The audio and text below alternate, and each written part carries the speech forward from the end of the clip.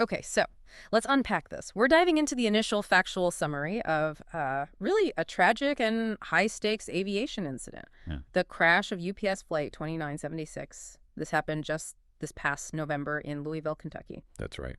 Our sources here, they include the early official findings from the National Transportation Safety Board, the NTSB, plus verified reports from operators and the manufacturer, too. Yeah, and with something like this involving a major airframe failure, the critical first step is always separating confirmed data from, well, speculation. Definitely. So our mission today really is to distill what happened, focus on the exact technical evidence recovered, from the site and the data recorders, Okay. and also why this particular set of initial findings has led to such serious, immediate, and frankly, costly industry action worldwide. The core facts are, well, they're pretty stark. This was a McDonnell Douglas MD-11F. That's a big tri-jet freighter version operated by UPS Airlines. And on November 4th, 2025, it crashed very shortly after taking off from Louisville Muhammad Ali International Airport. And the immediate tragedy was just immense. All 3 crew members aboard were confirmed deceased. Right. But what really amplified the impact of this event was the location. The aircraft actually impacted an industrial area right next to the airport. Oh, wow. Yeah, leading to at least 14 confirmed fatalities and severe injuries among people on the ground. So it really broadened the scope of the tragedy. Absolutely. It elevates it beyond just a contained aviation accident into something impacting the whole community. Now, when we talk about the incident timeline, you said shortly after takeoff. I mean, that almost undersells how compressed this whole thing was, doesn't it? It really does. I mean, the physics here are pretty brutal. They're defined by high speed and almost no altitude. Okay. The accident occurred when the aircraft was only at about 100 feet. That's roughly 30 meters. Just 100 feet. Yeah. And at that height, the plane was still accelerating hard. Clocked at around 210 miles per hour. That's 340 kilometers per hour. That combination, it's just devastating, isn't it? It means the flight lasted, what, mere seconds beyond lifting off? Exactly. Giving the crew virtually no time, no airspace, no reaction time to figure out what was going wrong, let alone, run an emergency checklist. Absolutely no chance. Yeah. And you have to remember the operational context, too. This was a heavy aircraft. Right. The MD-11F, it was fully loaded, cargo, fuel, all set for long-haul flight across the Pacific to Honolulu. Okay. It would have been operating near its maximum takeoff weight, and it puts incredible stress on every single component during that really critical takeoff phase. So if we connect this back, you mentioned this is one of the deadliest U.S. cargo crashes recently. Does the fact it's a freighter change things? The investigation, the response? Is it different than for a passenger plane? Well, what's fascinating here is that freighters, especially the ones run by major logistics companies like UPS or FedEx, they live hard lives. Right, constant cycles. Relentless operational cycles. Takeoff, landing, quick turns on the ground. So when you get a catastrophic structural failure, like we seem to have here, Yeah. the response is often even more critical because these freighters, they rack up flight hours fast. They represent a huge chunk of the operational life for that specific airframe type. Ah, okay. So a problem found here could be widespread. Exactly. Any systemic failure found could impact a vast global fleet that's already under a lot of stress. And that gravity, I think, is what drove the NTSB to launch a major investigation so quickly. Okay, here's where it gets really interesting, technically speaking. Because the NTSB, they've managed to narrow down the failure window to just 37 seconds. What specific evidence did they pull from the wreckage, from the recorders that defined that time frame? Yeah, the 37-second mark, that's the real inflection point. According to the cockpit voice recorder, the CVR, Okay. 0.37 seconds after the flight crew called for takeoff thrust, that's their signal, the takeoff roll is starting, a specific, persistent, repeating bell alarm started sounding in the cockpit. A bell alarm. That usually means something critical, right? Yeah. A major system failure, maybe a configuration warning. Precisely. Yeah. It indicates a serious emergency condition was flagged almost the instant the MD-11 got airborne. And how long did this alarm go on? That's the chilling part. That specific alarm, it persisted for approximately 25 seconds. 25 seconds. It continued, completely uninterrupted, right up until the moment of impact. Wow. So for basically 2/3 of its very short flight, the crew was dealing with a max emergency warning Yes. while wrestling the plane at high speed just 100 feet off the ground, trying to manage this escalating crisis. You got it. An incredibly difficult, really an impossible situation. And what about the physical evidence? What did the investigators find on the ground regarding the actual structural failure? Because the recorder tells one story, the debris tells another. Well, the physical evidence is deeply concerning, and it seems to align with the timing. Investigators confirmed two key things related to structural failure. Okay. First, during that initial climb phase, the aircraft's left wing actually caught fire. A fire, okay. Second, and this is absolutely crucial, at 210 miles per hour, the entire left engine separated from the wing. The whole engine, it just came up. The entire engine assembly separated from its mounting. Engine separation. That sounds incredibly dangerous.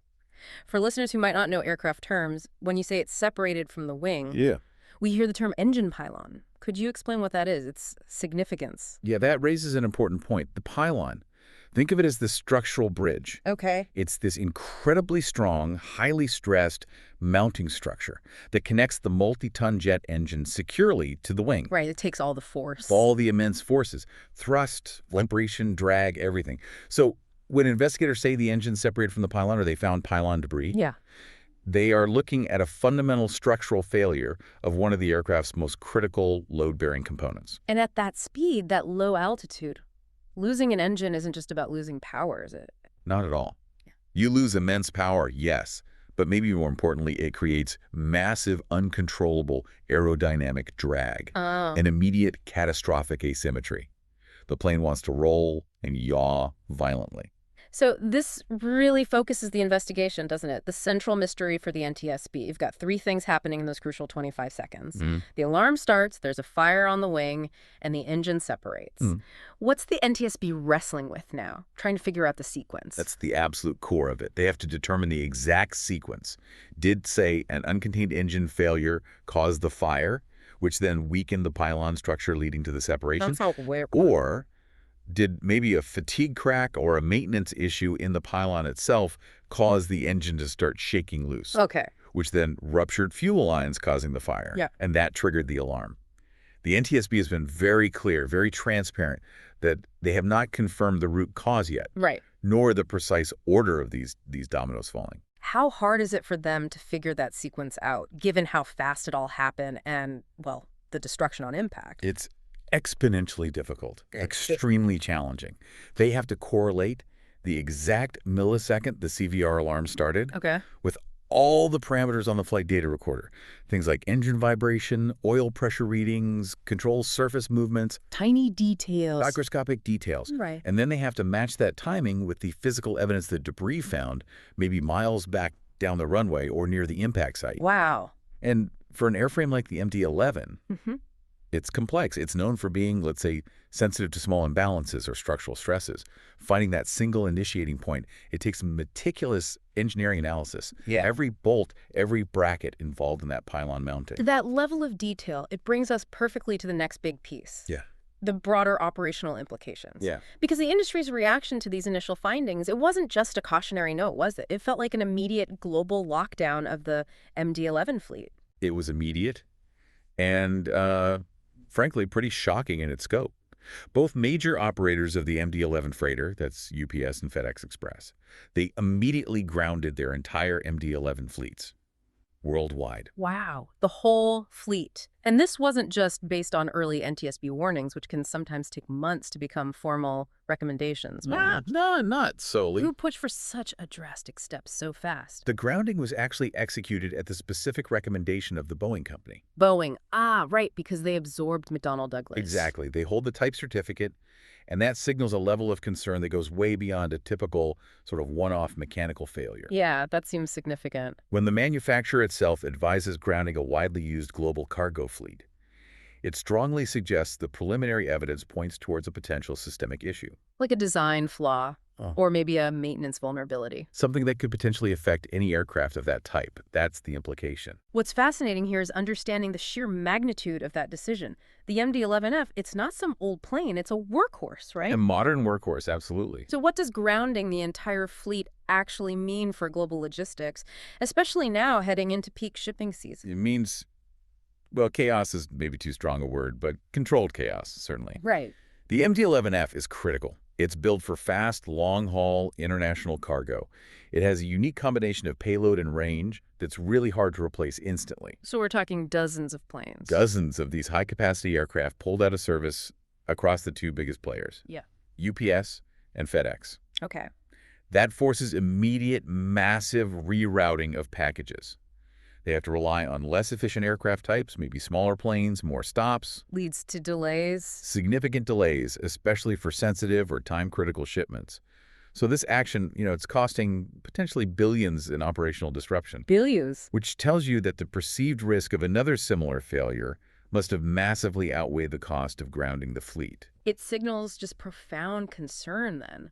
What kind of structural vulnerability specifically would compel Boeing to issue a recommendation like that? So broad, so fast. Well, the suspicion has to fall immediately back to that structural interface we talked about. Yeah. The engine pylon. The pylon again. Yes.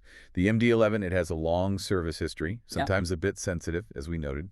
And we know these freighters endure incredibly high cycle stress, takeoff after takeoff. Right. So if the NTSB's initial physical analysis, maybe looking at the recovered pylon parts, suggested a type of crack or a flaw or maybe some material degradation that could be repeatable across other airframes, perhaps due to shared manufacturing processes or similar operating stresses, then Boeing basically had to act. It's a better safe than sorry on a massive scale. Absolutely. They're effectively saying, look, until we can inspect every single pylon on every MD-11F out there and be certain the mounting structure is sound, these aircraft are simply too risky to fly. That's a huge admission of potential liability too, isn't it? And a mandate for incredibly rapid engineering checks. It is. It puts enormous pressure on their engineering teams and on the operators' maintenance crews. So let's try and summarize this for the listener who's tracking the investigation. We have a clear factual picture emerging. A tragic, fatal crash defined by this incredibly short 37-second window. Inside that window, a persistent alarm, a wing fire, and the physical separation of a critical structural component, that engine pylon. Right. And all of that led almost immediately to this multi-billion-dollar grounding of a crucial global cargo fleet. Exactly. So the focus now is just intensely on the forensic engineering. We have the verifiable facts of the evidence, the debris, the recordings, the timeline. But not the cause. But the precise initiating cause that remains the single, highly critical, unanswered question. And the entire cargo industry really is holding its breath waiting for the NTSB and Boeing's joint analysis of that pylon structure.